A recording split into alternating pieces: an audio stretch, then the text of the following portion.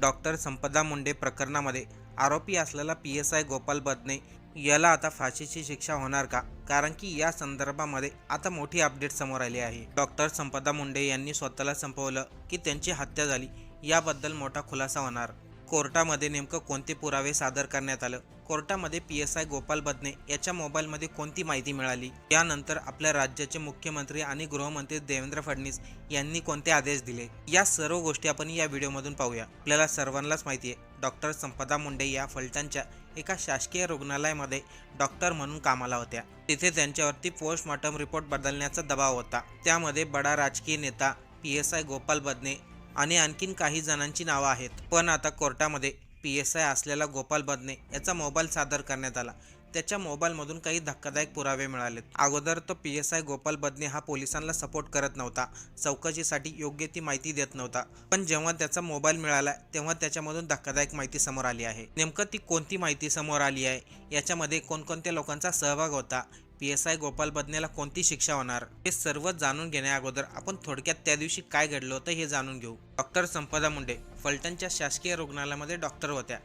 तिथे त्यांनी डॉक्टरांना अनेक वेळा तक्रारी दिल्या होत्या. माझ्यावरती शवविच्छेदनाचा रिपोर्ट बदलण्यासाठी दबाव येतोय, मला मानसिक त्रास दिला जातोय. या सर्व प्रकरणानंतर काही दिवसातच डॉक्टर संपदा मुंडे यांचा मृतदेह हॉटेलच्या एका रूममध्ये आढळला होता. त्यामध्ये विशेष म्हणजे त्यावेळेस डॉक्टर संपदाच्या हातावरती कोणताही शब्द लिहिलेला नव्हता. ही संपूर्ण माहिती तेथील हॉटेल मालक आणि हॉटेलचे कर्मचारी यांनी दिली होती.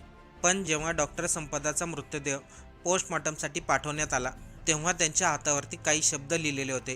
त्या शब्दांमध्ये लिहिलेलं होतं, PSI असलेला गोपाल बदने यांनी त्याच्यावरती 4 वेळा अत्याचार केले, तर दुसरा आरोपी प्रशांत बनकर यांनी मानसिक त्रास दिला, त्यामुळं आपण जीवन संपवत आहे, असं डॉक्टर संपदाच्या हातावरती लिहिलेलं होतं. इथे पोलिसांनी बनवाबनवी केली होती ते लगेचच स्पष्ट झालं होतं. कारण की हॉटेलच्या ज्या रूममध्ये डॉक्टर संपदाचा मृतदेह आढळला त्यावेळेस त्यांच्या हातावरती कोणतेही शब्द लिहिलेले नव्हते.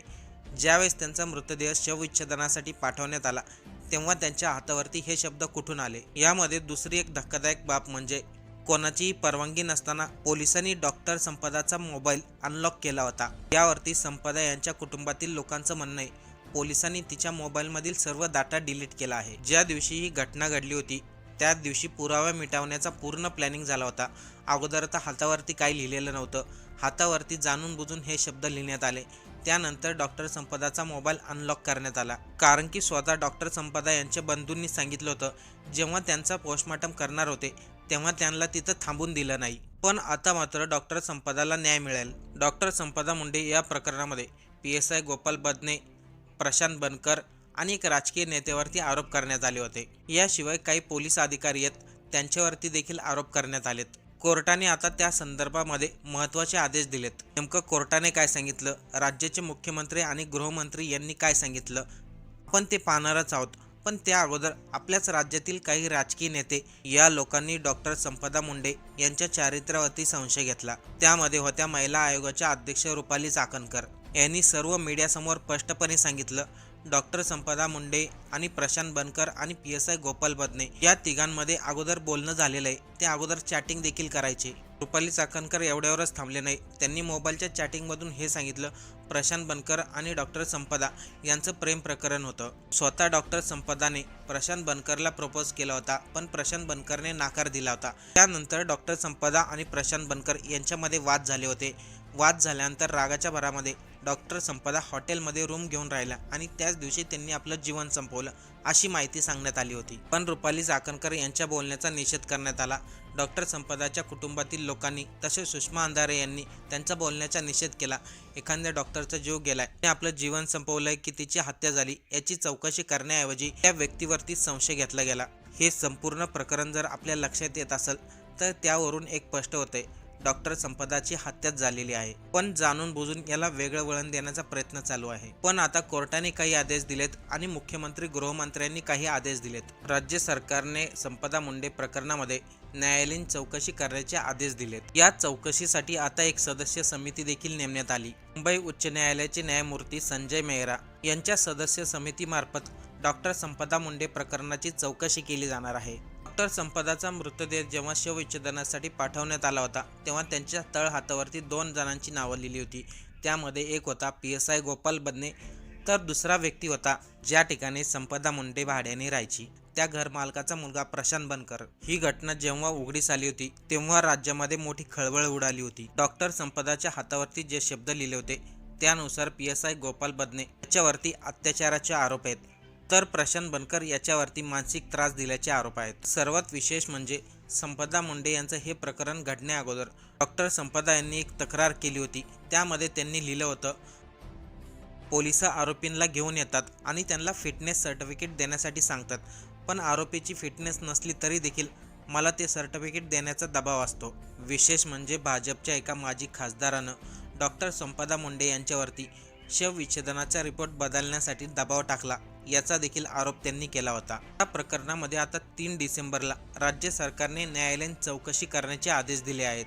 तर यामध्ये ज्या ज्या व्यक्तींची नावं आहेत त्या सर्वांची चौकशी होणार आहेत. मग त्यामध्ये संशयित पोलीस अधिकारी असो किंवा पोलीस कॉन्स्टेबल असो, त्यांची देखील चौकशी होणार आहे. डॉक्टरांची संघटना आणि डॉक्टर संपदा यांच्या कुटुंबातील लोकांची मागणी होती या प्रकरणाची सखोल चौकशी करण्यासाठी SITची स्थापना करावी. या प्रकरणाला जवळपास महिना उलटून गेला तरी देखील SITची स्थापना करण्यात आली नाही. काल राज्याचे मुख्यमंत्री आणि गृहमंत्री देवेंद्र फडणवीस यांनी या प्रकरणामध्ये न्यायालयीन चौकशी करण्याचे आदेश दिलेत.